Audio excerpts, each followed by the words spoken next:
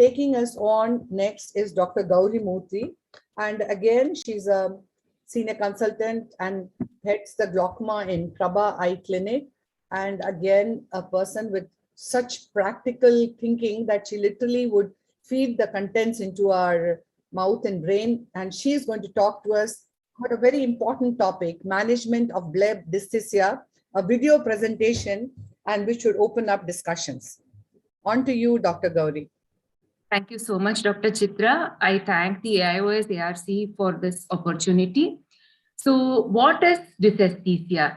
The Oxford Dictionary says that dysesthesia is just an unpleasant sensation, an abnormal and unpleasant sensation. So many a time it so happens that you are happy with the outcome. The IOP is less, it's 8 or 9 or 10, and the vision is maintained, but the patient is very unhappy. Many of the times it is because of a bleb like this. So this kind of a bleb produces a lot of unpleasant symptoms for the patient, which we term as dysesthesia. So when is this common? When you have a very markedly elevated bleb, if the elevation is too much, and this bleb cornea angle, the angle between the bleb and the cornea, when it is acute, so then also the bleb becomes very, very symptomatic. The bleb can also extend onto the cornea like you see in this picture. And when you have an acute bleb cornea angle, it leads to bubble formation when the patient blinks. And also the surfacing of the cornea here, just next to the bleb, suffers, and you may have Dellen formation. So this is not a very happy situation for the patient, definitely, even if you feel that the IOP is well controlled. Study and exposed and nasal blebs and interpalpebral blebs also are known to be more symptomatic. So according to a publication by Budens et al., younger age, superinasal bleb location, poor lid coverage, and bubble formation are associated with higher incidence of filtering bleb dysesthesia. So how do we manage a patient with a dysesthetic bleb? The first line of management, if the dysesthesia is not much, would be conservative. So you can give aggressive lubricants and also topical NSAIDs. You can also try pressure patching in the earlier postoperative period, and an oversized bandage contact lens of 18 millimeter diameter. All these result in certain amount of scarring of the bleb or limitation of the bleb. And sometimes you can get away, but most often than not, the most dysesthetic blebs need intervention. So the challenge is that you have to revise the bleb, but maintain the IOP control. You can't lose the IOP control. So what are the options for surgical management? Certain less invasive options are autologous blood injection. You can take the patient's own blood in a 2 cc syringe and inject it subconjunctivally into the bleb. The mediators and the inflammatory mediators promote scarring, and the bleb can become a little less elevated. But even here, the outcome is not predictable. Palmberg advocated what we call compression sutures, where you put sutures across the bleb and compress the bleb. And this is also said to be successful in limiting the bleb and lessening the size of the bleb. But many of the times we will need to go for surgery of a bleb revision or a bleb reduction surgery. So let us look at a few methods in which it can be done. This conjunctival advancement can be done where you have small elevated blebs. So this is the principle is very similar to the Palmberg suture, but here you excise the conjunctiva and you bring it down. You make a linear groove in the cornea and you bring down the conjunctiva over the bleb and suture it. So it is like a compression method only, but then what happens is that the intact conjunctiva comes down, the thin conjunctiva is covered with that, and the cutting and the suturing all promote a little scarring, and this can result in the flattening of the bleb. So this is one way of managing it surgically. And the other way is to completely excise the bleb. So many a times these dysesthetic elevated bleb are also associated with overfiltration. So as you can see here, there is a ring of steel which has made the bleb very, very localized and very thin and elevated. So what I'm doing is to excise the bleb completely.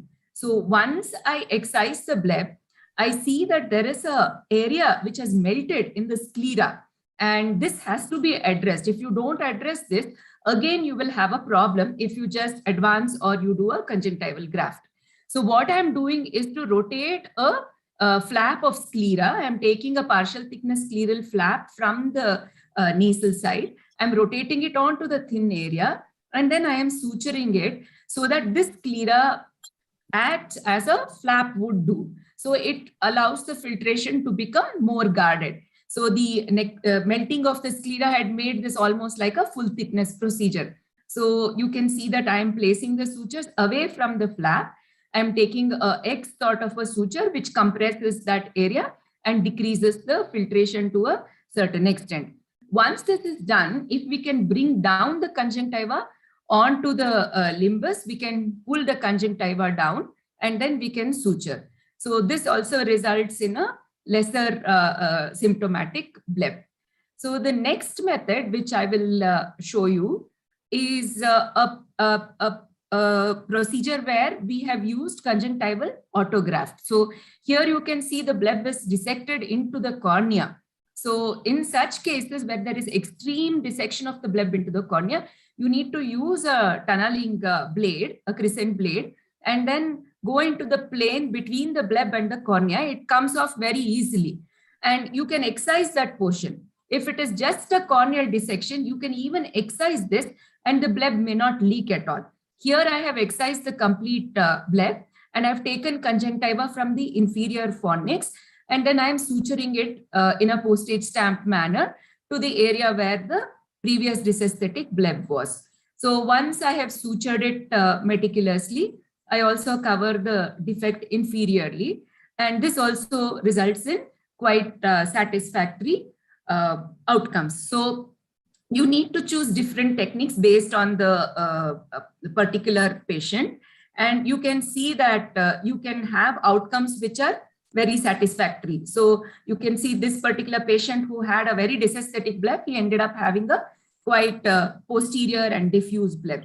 So these are the ways in which one would manage a dysesthetic bleb. Thank you very much. Thank you very much, Dr. Gauri. That were wonderful videos which you showed us now. After you have excised the bleb, how would you check for leak? That's a very simple question I'm asking. After I excise the bleb. Yeah. Yeah. No, after you excise the bleb, you have the bed where there is filtration. So if you put sterile fluorescein, you will see that there will be some seepage. But then if there is a frank necrosis, like I showed in the second case that I demonstrated, there you will have to reinforce either by a scleral patch graft or a rotation scleral graft like I showed you. But I also would like to reemphasize that many of these dysesthetic blebs do have leaks in them because they are so elevated and so thin. So preoperatively also you should do a Seidel, and it's not just enough to watch that for a few seconds. Sometimes the leak is apparent after a few seconds are done or when you press on the eye. So one should meticulously look for a leak, and in the presence of a leak, that is always a risk factor for endophthalmitis, and that tilts you towards surgically revising the bleb, especially if it is a late onset leak. Dr. Tanuj, this often intervening here, the bleb actually fails if it was actually functioning the way it was. So would you then treat for the symptoms, or would you just treat if it is actually that it's got very hypertonus, and when you feel there are minute leaks that you would treat it? What would be your criteria of management? So thank you, Dr. Chitra, and thank you. Dr. Gauri has covered very nicely the techniques. So I just like to add, the first principle is regarding prevention, how to prevent this from occurring in the first place.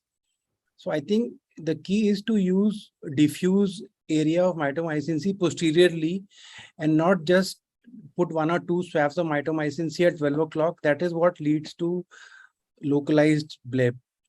Number 2 is that whenever you are constructing your trabectectomy flap, you should not dissect very anterior, the scleral flap, because that area leaks anteriorly and that leads to these blebs over the cornea. So stop dissection at least 2 millimeters from the limbus, and then you can use Kelly's punch to make the ostium that leads to posterior filtration.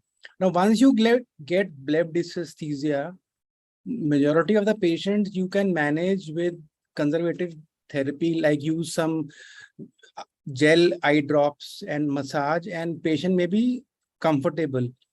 Once there is some drop in visual acuity or the bleb is on the cornea and that leads to astigmatism, so then you have to intervene. So there are two situations. One is either there is a cosmetic issue or there is astigmatism or there is a large symptomatic bleb, but it is still functional.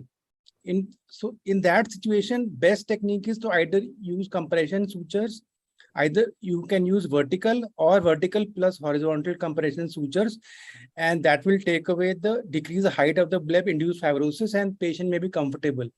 Number two situation, when the bleb is on the cornea, so you should put a demarcating 10-0 suture between the cornea and the posterior limbus. So, and then you just dissect off the part of bleb on the cornea.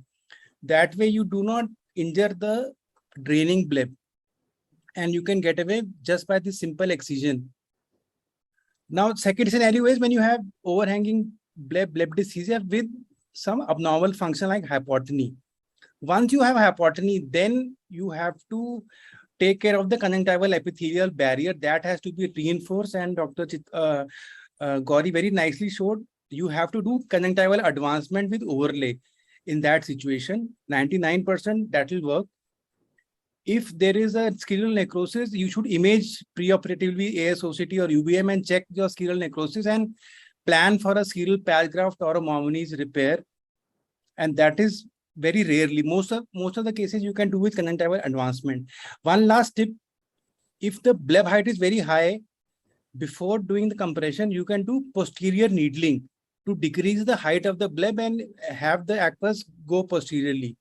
So those are some thoughts, and long-term surveillance is required, because once you intervene with the bleb, there is chance that later on bleb may fail. So you may have to escalate medical therapy. So patient has to be on long-term follow-up, because these can also recur.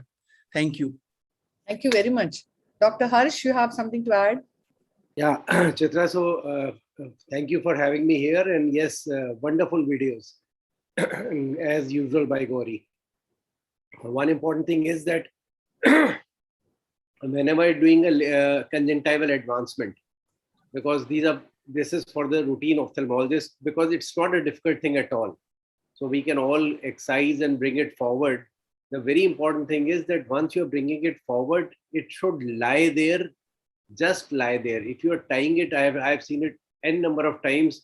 If we tighten it, and then it will retract invariably, whatever number of sutures you pass over there. So always give a relaxing incision a little posteriorly beyond the bleb, which may not be going through the entire conjunctiva, but at least the superficial areas, and make it a curvilinear relaxing incision, so that now your conjunctiva is just lying over there, and then just you're tying over there. Otherwise, they tend to retract. Second thing is, if the blebs are elevated, but nothing else is wrong, and they can themselves give dysesthesia, like Gauri rightly pointed out, especially if they're acute and all. So we had published a technique way back in 90s in which you can paint the bleb with gentian violet and use large laser spots like that you use in gonioplasties. 500, you can use 300 to 500 milliwatt and 500 micron spot size argon laser spots, which can actually char down the whole thing and make it much more palatable for the patient. And somehow the other patients are able to. So before we go into any surgical one can always try this laser thing, which may work only in 10% of the cases, but then you are not going into a surgical procedure. Thank you. Thank you very much. Murli, you have anything to ask, or shall I go on to the next speaker? Any important point to add? Murli? Murli, are you there? You have to unmute yourself. Yes, madam, unmuted, madam. So I had a question for the panel. That is, what about using cryotherapy for these huge blebs? I mean, does it work? One. And second, if the conjunctiva does go back, then what are your options? Like you sutured the conjunctiva down and the conjunctiva does go back, then what are your options? If I may answer, cryotherapy is very destructive. So you are aiming to preserve the bleb function while you are handling the dysesthesia. So I would not think that cryotherapy would be a preferred option. Second, when you're doing conjunctival advancement, like Dr. Harsh rightly mentioned just now, if the conjunctiva is under very significant traction, it is going to retract back. So you'll have to give side cuts and you have to mobilize the conjunctiva so that it comes over and then it is correctly sitting and the limbal suture should be secure. But even despite that, if it retracts and you have exposure, then you have no other option but do an excision and then either an autograft, if from the lower fornix taking conjunctiva, or even amniotic membrane you can use if there is not much conjunctiva. Thank you very much, Dr. Gauri. Do stay with us. We need you for the panel discussion.